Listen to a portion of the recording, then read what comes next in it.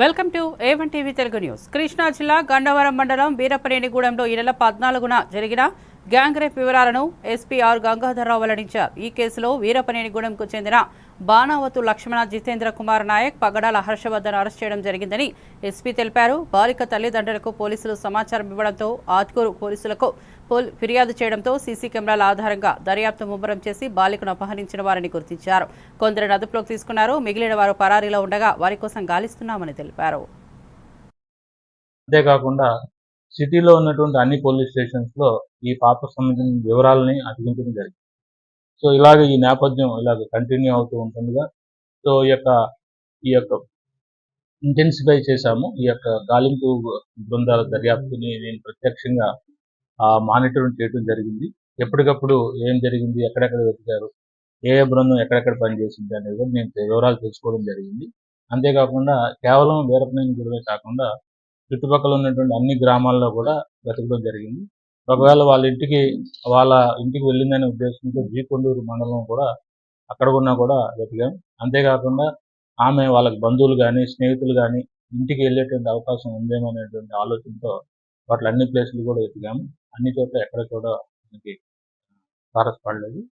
వెంటనే మనకి ఇలా చేస్తున్నప్పుడు మనకి 17వ తేదీ రాత్రి 11:30 ప్రాంతంలో మనకి మాచవరం పోలీస్ స్టేషన్ నుంచి మాకు ఒక చిన్న ఇన్ఫర్మేషన్ వచ్చింది. ఒక పాప మీరు మిస్సింగ్ ఏదైతే చెప్పారో ఆ పాప సంబంధించినటువంటి వివరాలతో ఇక్కడ ఒక ఈమెయిల్ వచ్చింది. అంటే అప్పటికే తీవ్రమైనటువంటి గాలింపు చర్యలు చేస్తున్నటువంటి ఎస్ఐ గారు సురేష్ గారు ఆ పోలీస్ స్టేషన్కి వెళ్ళి ఆ పాపను సెక్యూర్ తీసుకుని వచ్చి అలాగే ఆ పాపతో ఏం జరిగింది, ఎక్కడున్నది ఇవన్నీ కూడా వివరాలు సేకరణ జరిగింది. ఇమ్మీడియట్గా ఆ పాప మహిళ కాబట్టి వెంటనే మా యొక్క మహిళా ఎస్ఐని తీసుకొని వచ్చి ఆ పాపతో కంప్లీట్గా విచారణ అసలు ఏం జరిగింది అనేది కూడా విచారణ చేయడం జరిగింది. విజయనగరం జిల్లా మెంటాడ మండలం రెల్లిగూడెం గ్రామానికి చెందిన వృద్ధురాలు హత్య కేసులో 4 నిందితులు లొంగిపోయినట్లు బొబ్బిలి డీఎస్పీ భవ్యారెడ్డి తెలిపారు. ఆర్థిక లావాదేవీల నేపథ్యంలో ఈ నెల 16న రెల్లిగూడెం గ్రామానికి చెందిన రాళ్లపూడి అంకమ్మను, అదే గ్రామానికి చెందిన దానాల రాము, దుర్గమ్మ రాములమ్మ, పాల్తేటి రాములప్పలు హత్య చేశారని తెలిపారు. ఈ సందర్భంగా గజపతి నగరం సీఐ జీఏవి రమణను, ఆంధ్రా ఎస్ఐ సీతారాంను డీఎస్పీ అభినందించారు.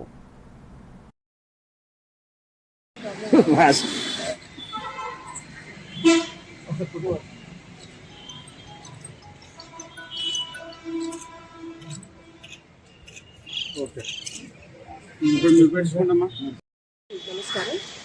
సో ఇక 16/3/2025 రాళ్లపూడి అంకమ్మ రెల్లిగూడెం సంబంధించిన 75 years old ఉమెన్కి అనుమానాస్పదంగా చనిపోవడం వల్ల మేము 18/25 క్రైమ్ నెంబర్లో కేసు నమోదు చేయడం జరిగింది.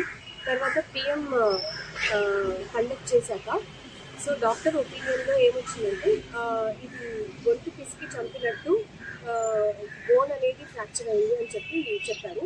సో దీని మీద మనకి SP sir Shri Vakil IPS గారి ఆదేశాల మేరకు సిఐ గజపతి నగరం మరియు ఎస్ఐ ఆంధ్రా ఇద్దరు టీమ్స్ ఫామ్ చేసి గాలింపు చర్యలు చేపట్టారు. ఇవాళ 11 o'clock నలుగురు దానాల రాము, దానాల దుర్గారావు, దానాల రాముల జరిగింది. ఇంకా వీళ్ళ మోటివ్ వచ్చేసరికి ఈ రాళ్లపూడి అంకమ్మ అనే ఆవిడ జనరల్గా చుట్టుపక్కల ఉన్న విలేజెస్కి కొద్ది అమౌంట్ అనేది ఇస్తూ ఉంటుంది.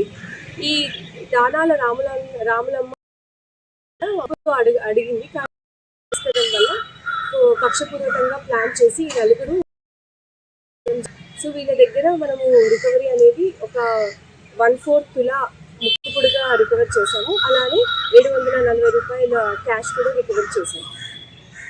సో ప్రతిభ గజపతి నగరం సిఐ మరియు SI Andhra and entire circle కూడా ప్రతిభ కనిపించినారు. సో దీని మీద ఎస్పీ సార్ వీళ్ళందరినీ కంగ్రాచులేటెడ్ చేశారు. చంపడానికి ఒకరు గొంతు పిసికి చంపేశారు. అంటే దానాల రాములమ్మ అనే ఆవిడ మెయిన్ ఇందులో. ఈ రాము అనే అతనితో కలిసి గొంతు పిసికి చంపారు. ఇంకా దుర్గారావు అనే అతను చేతులు పట్టుకున్నారు. ఇంకా ఈమె బొడ్డు అనే అతను పాల్పడుతుంది గొంతు పిసికి ఊపిరి ఆడుకుంటూ చంపేశారు.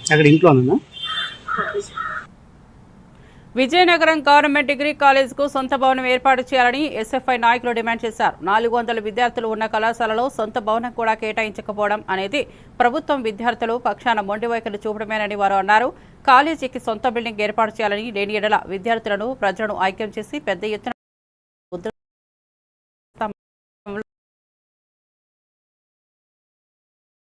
మురళి, పండు తదితరులు పాల్గొన్నారు.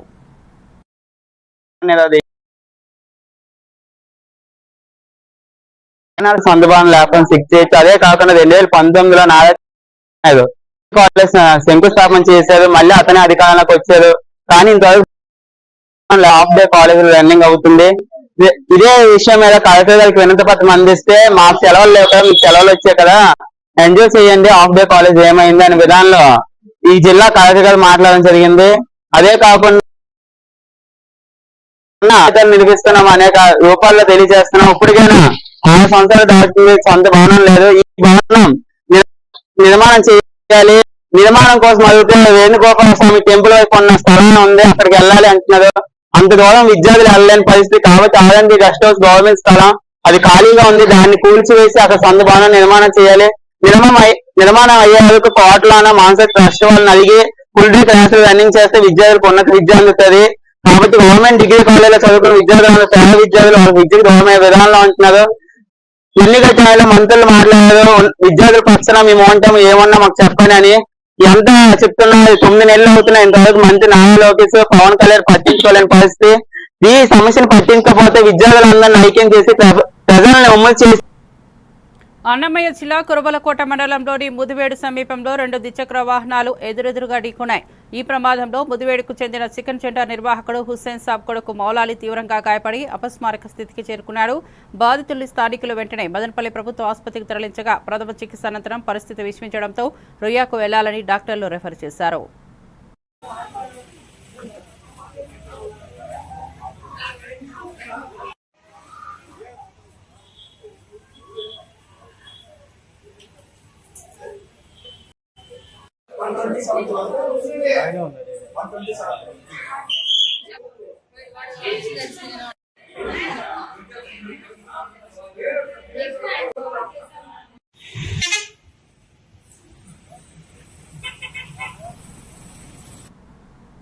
పార్వతీపురం మన్యం జిల్లా కొమరాడ మండలం రాజ్యలక్ష్మీపురం, గురానపురం పలు గ్రామాల్లో ఏనుగులు సంచరిస్తున్న అటవీ అధికారులు పట్టించుకోవడం లేదని రైతులు ఆవేదన వ్యక్తం చేస్తున్నారు. 2017 సంవత్సరంలో ఒరిస్సా రాష్ట్రం నుంచి వచ్చిన ఏనుగు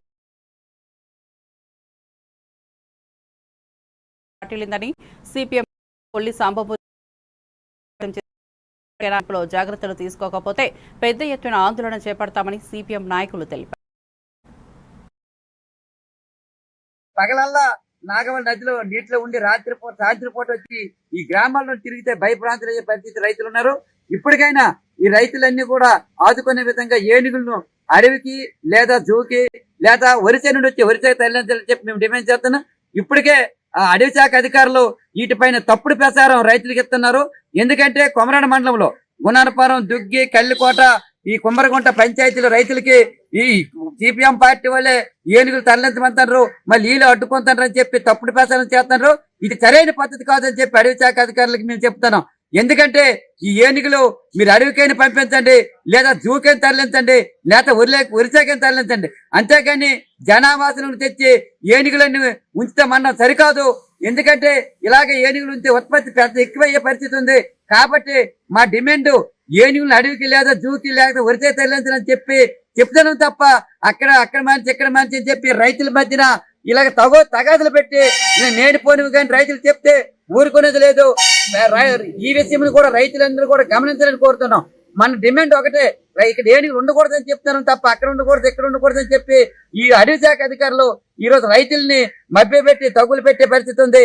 ఇదే కొనసాగితే భవిష్యత్తులో తీవ్రమైన పరిణామాలు పారిశ్రామికాలు ఎదుర్కొంటారని చెప్పి తెలియజేస్తున్నాం. కాబట్టి ఇప్పటికైనా అడవి ఏనుగులను కర్ణాటక నుండి కుంకి ఏనుగులు తెప్పించి అడవికి లేదా జూకి తరలించండి, లేదా వరిసె నుండి వచ్చి వరిసెకి తరలించి ఆ విధంగా రైతులు పండించిన పంటలు భరోసా.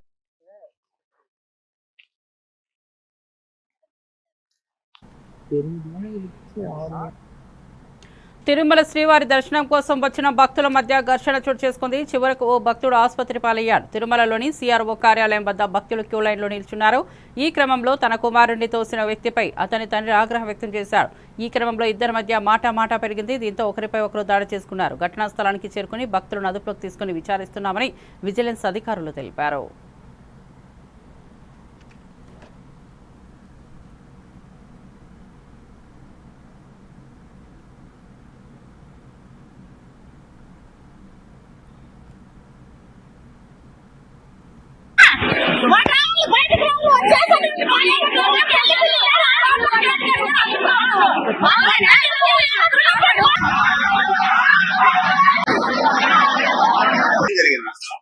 సార్ బిడ్డను నేను ఆడ కూర్చుంటాం సార్.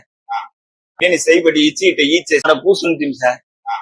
ఆడ కూర్చుండేప్పుడు బిడ్డ వచ్చి నిల్చున్నాడే నీ కింద కూర్చుని తినే వాళ్ళు పెద్దనైన వయసు మంచి వచ్చి బిడ్డని సైబడి ఇచ్చి ఇట్లా ఇచ్చేసి అట్టబాక్స్ తెచ్చి పెడతారు. నా దగ్గర చెప్తే నీ బిడ్డని తొడుగు పోతానే నువ్వెందుకు ఈడేస్తావే అట్టని చెప్పేసి నేను అడిగి తిని అందరూ జాడాలు వేసి ఏమి ఇప్పుడు చేసి నీ బిడ్డని అట్టని వాడు అది దెబ్బలు తగిన వాళ్ళ వాడు చెప్తారు నీ బిడ్డని ఏం చేసిరే అటని నా బిడ్డని ఏదైనా చేస్తే నా కోపం ద్వారా వస్తే నీ అడుగుతాను నీ అడుగుతానే అట్ట నేను చెప్తాను. నేను మొన్నే అందరూ చేసేది తోసి బిడ్డ వచ్చి జలప్రసాద కింద వచ్చి పడిపోయినాడు. పడిన నా కోపం వేసి నీ బాటిల్ ఎత్తి కొట్టేసింది.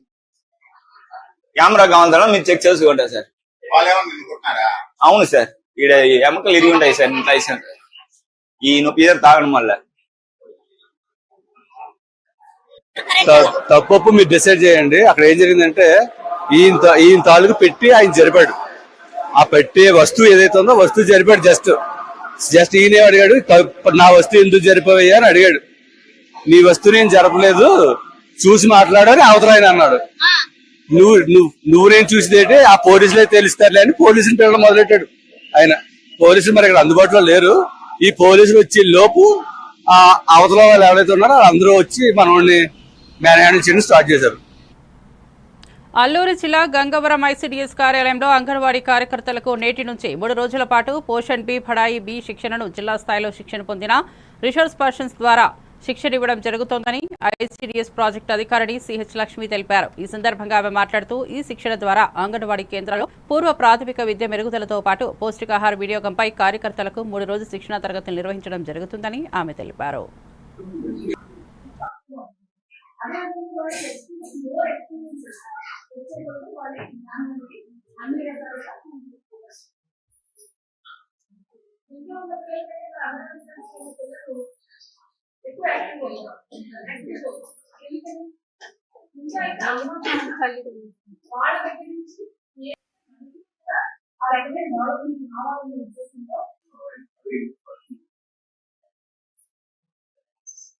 जैसे जैसे बड़ा बढ़ता जाता है हमारे ज्ञान का विज्ञान और विकसित होता है.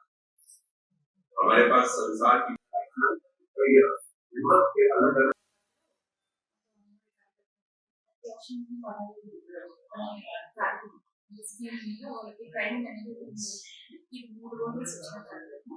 దీనికి అంగన్వాడీ కార్యకర్తలు దీంట్లో భాగంగా ప్రధానంగా పోషణ్ బి పడాయి అనేది 2023 దీంట్లో అంగన్వాడీ కేంద్రంలో పరిధిలో ఉన్న పిల్లలలో చదువుతో పాటు పోషణ మీద బ్యాలెన్స్ చేసుకుంటూ పిల్లల అభివృద్ధి కోసం ఈ కార్యక్రమం నిర్వహించబడుతుంది. దానికి సంబంధించి ఈరోజు ట్రైనింగ్ కార్యక్రమంలో పిల్లలలో ఉన్న ఈసీసీ వాళ్ళ పిల్లల విద్యకు సంబంధించి ఈసీసీ డెవలప్మెంట్ వాళ్ళకి మెరుగుపరచడం కోసం పిల్లల విధానాల అభివృద్ధి కోసం అదేవిధంగా మాల్న్యూట్రిషన్ పిల్లల గుర్తింపు వాళ్ళకి సంపద ఆహారాన్ని సరఫరాలు ఈ పిల్లల అభివృద్ధిలో తల్లిదండ్రులు అదేవిధంగా సమాజం యొక్క పాత్రను గురించి విశ్లేషించడం పిల్లల పెంపకంలో ఉన్న సవాళ్ళు వాటిని అధిగమించడంలో మెరుగైన మార్గాలను అన్వేషించడం ప్రతి చైల్డ్ కూడా డెవలప్ అయ్యే విధంగా అంటే పునాది మనకి 6 సంవత్సరాల లోపు పిల్లలలో 85% బ్రెయిన్ డెవలప్మెంట్ అనేది జరుగుతుంది. ఇది సైన్స్ తక్కువ ఏంటంటే ఆ పిల్లలు ఎవరైతే ఉన్నారో వాళ్ళ అభివృద్ధి కోసం ఈ కార్యక్రమం చేస్తుంది. ఇందులో 2 గ్రూపులు ఉన్నాయి. ఇంకా 3 సంవత్సరాలు మెదక్ జిల్లా వ్యాప్తంగా 68 పరీక్షా కేంద్రాల్లో 10,387 మంది విద్యార్థులు పరీక్షలు రాస్తున్నట్లు మెదక్ జిల్లా విద్యాధికారి ప్రొఫెసర్ డాక్టర్ రాధాకిషన్ తెలిపారు. చిన్నశంకరంపేట మండల కేంద్రంలోని జిల్లా పరిషత్ ఉన్నత పాఠశాల తెలంగాణ మోడల్ పాఠశాలలో 10వ తరగతి పరీక్షా కేంద్రాలను విద్యాధికారి పరిశీలించారు. అనంతరం ఆయన మాట్లాడుతూ ప్రశాంతమైన వాతావరణంలో పరీక్షలు నిర్వహించేందుకు అన్ని ఏర్పాట్లు చేయడం జరిగిందని ఆయన తెలిపారు. ఈ కార్యక్రమంలో జిల్లా విద్యాధికారి ప్రొఫెసర్ డాక్టర్ రాధాకిషన్, సుదర్శనామూర్తి తదితరులు పాల్గొన్నారు.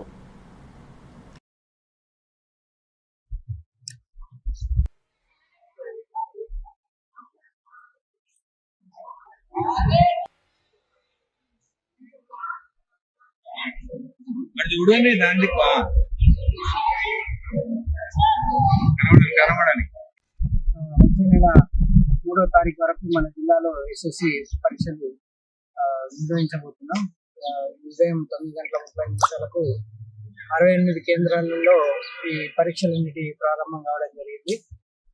పరీక్షకు సంబంధించి పోలీస్ బందోబస్తు, drinking water, tube lights, fans అన్ని రకాల సదుపాయాలు పిల్లలకు కల్పించడం జరిగింది.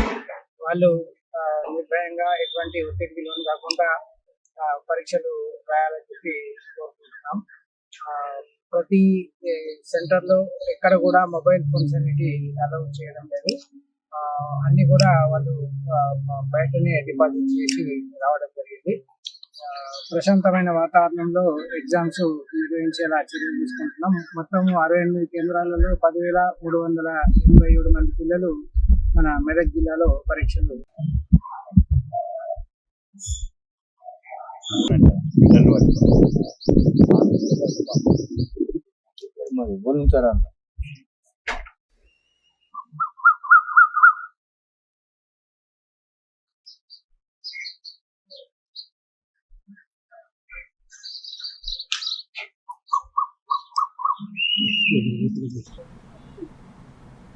మంచిర్యాల జిల్లా చెన్నూరు పట్టణంలో 10వ తరగతి పరీక్షలకు పగడ్బందీ ఏర్పాట్లు చేశారు. చెన్నూరు మండలంలో 3 సెంటర్స్ మొత్తం 673 మంది విద్యార్థులు హాజరు కానున్నారు. 5 నిమిషాల ఆలస్యం నిబంధనలు అమలు ఉన్నాయని విద్యాధికారులు తెలిపారు.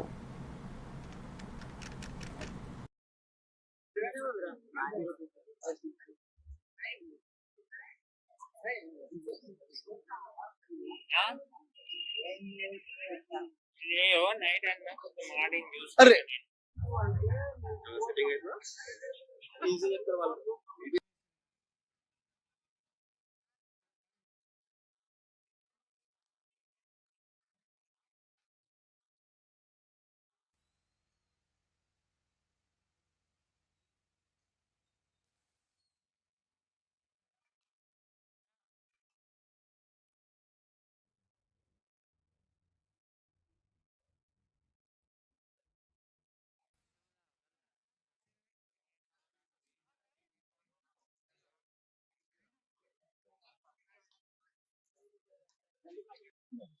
ఈ రోజు నుండి మండలంలో 10th ఎగ్జామ్స్ స్టార్ట్ అయినాయి.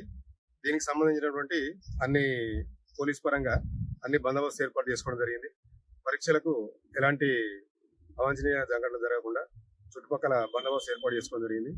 పరీక్షా కేంద్రానికి దగ్గరలో ఉన్న అన్ని జిరాక్స్ షాపులు కానీ ఎలాంటి షాపులు లేకుండా అన్ని క్లోజ్ చేయడం జరిగింది. ముఖ్యంగా జిరాక్స్ షాపులను వాళ్ళందరికీ నోటీసులు ఇవ్వడం జరిగింది.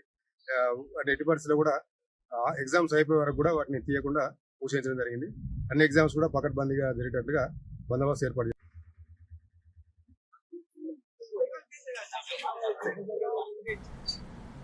మరిన్ని అప్డేట్స్ కోసం చూస్తూనే ఉండండి A1 TV తెలుగు న్యూస్.